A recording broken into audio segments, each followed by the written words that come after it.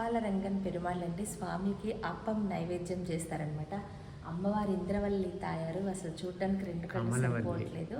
కమలవల్లి, ఇంద్రవల్లి, ఇందిరవల్లి అలా పిలుస్తారు అమ్మవారిని. ఎన్ని నామాలు కదండి అమ్మవారికి. విష్ణుమూర్తి రాజు అభిమన్యుడికి చిన్న బాలుడి రూపంలో వస్తారనమాట. రోజుకి 1000 మందికి అన్నదానం చేస్తారు మన అభిమన్యుడు.